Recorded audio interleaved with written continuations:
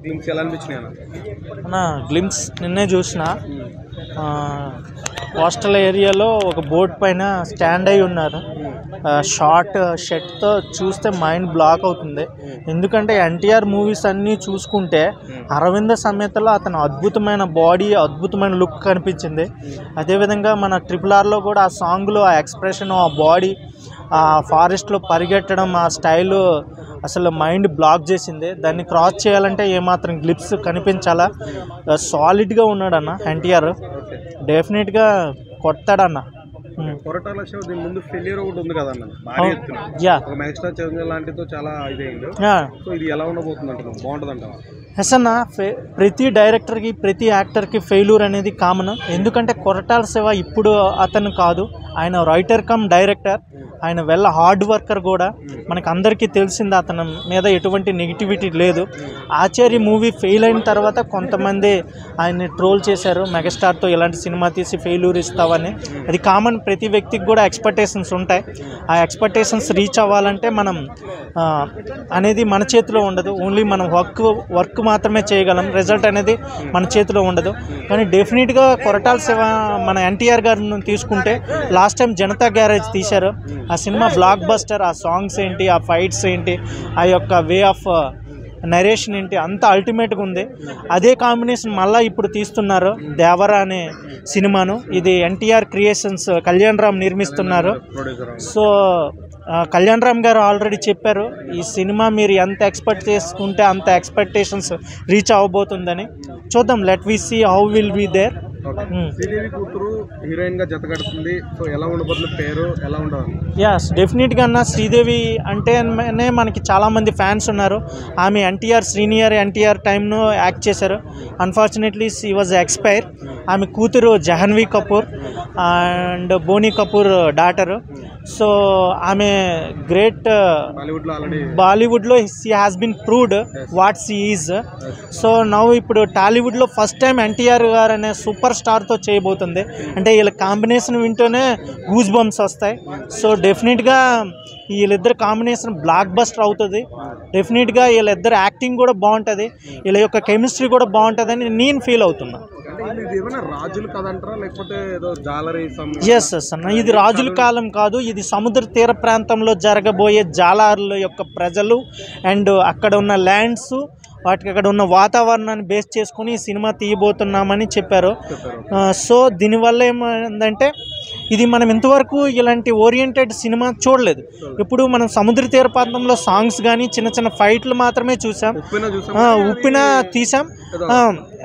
తీసాం కానీ ఉప్పిన అనేది love story cum coastal area story. But ఇది కోస్టల్ ఏరియాలో mafia thrill action movie. So డెఫినెట్గా ఇది డిఫరెంట్గా ఉండబోతుంది. ఎందుకంటే NTR is not a normal actor, is a pan India and global star and a great actor and great communicator. So he is a great. Cinema అయితే బాగుంటుంది అంటారు. డెఫినెట్గా it's going to be blockbuster brother. Thank you so much brother. అన్న glimpse అవుతే అసలుకి వేరే level అనిపించింది అన్న. ఏంటంటే మనకి ఈ మూవీ ఏంటంటే ఎస్పెషల్లీ చాలా ప్రిస్టేజియస్గా తీసుకున్నారు ఎన్టీఆర్ గారిని. కానీ ఏంటంటే మనకి రాజమౌళితో సినిమా తీస్తే నెక్స్ట్ సినిమా ఖచ్చితంగా ఫ్లాపు, ట్రోల్స్ చాలామంది ఇదే అంటున్నారు. కానీ ఎన్టీఆర్ గారు ఏంటంటే దీన్ని ఎలాగైనా బ్రేక్ చేయాలి. మన కథలో దమ్మున్నప్పుడు, కంటెంట్ ఉన్నప్పుడు ఆ సెంటిమెంట్ అనేది అది ఊరిక జస్ట్ మాటలే. కానీ దీంతో మాత్రం హిట్ కొడతాను ఖచ్చితంగా అనేది కొరటాల శివ గారిని మన ఎన్టీఆర్ గారు ఎన్నుకున్నారు. ఈ సినిమా కథ అయితే ఇంకా మామూలుగా ఉండదు బ్రో, కసి మీద చేస్తున్నారు ఎన్టీఆర్ గారు. సినిమా అయితే బ్లాక్ బస్టర్ అవుతుంది అని నిరాశపరిచాడు. అదే వాళ్ళిద్దరు ఏంటంటే ఒక వేటాడే పులి ఎలా ఉంటుందో అలా ఉన్నారన్నమాట ఇద్దరు కానీ ఎక్కడ కానీ తగ్గటం లేదన్నమాట. ఎంత అవుట్పుట్ రావాలో ఇప్పుడు కొరటాల శివ గారు ఏంటంటే 100% అవుట్పుట్ ఇవ్వమంటే ఎన్టీఆర్ గారు ఏంటంటే ఏ డైరెక్టర్కైనా కానీ 200% ఇస్తారనమాట. వాళ్ళు ఏంటంటే దాన్ని ఎక్కడ కట్ చేయాలి, ఎడిటింగ్ వాళ్ళకి కానీ పిచ్చెక్కిపోతుంది. ఎస్పెషల్లీ ఎన్టీఆర్ గారితో అలా ఉంటుంది అనమాట. ఇదేంటంటే పాన్ ఇండియా లెవెల్లో తీసుకెళ్తున్నారు. ఇంకోటి మనకి బాలీవుడ్ హీరోయిన్ జాహ్నవి కపూర్, ఆమె కూడా యాక్చువల్లీ ఆ సినిమా ఇది తీసుకోకముందే చెప్పిన ఎన్టీఆర్ గారికి పెద్ద అభిమానని. ఇంక వీళ్ళిద్దరూ మన కొరటాల శివ ఇంక మాత్రం మామూలుగా ఉండదు. ఏంటంటే RRR ద్వారా ఏంటంటే ఎన్టీఆర్ గారు, రామ్ చరణ్ గారు వీళ్ళు గ్లోబల్ స్టార్కి ఎదిగారు అనమాట. ఇప్పుడు బాలీవుడ్ అనే కాదు హాలీవుడ్ రేంజ్కి వెళ్ళిపోయింది. ఇప్పుడు ఈ దేవరా రేపు హాలీవుడ్ వాళ్ళు కానీ చూసే ఛాన్సెస్ ఉంటుందన్నమాట. ఏంటంటే ఇది మనకి ఏంటంటే టెక్నికల్ విజువల్ కానీ ఆ పోస్టర్లో కానీ ఏంటంటే చాలా రిచ్ కనపడుతుంది.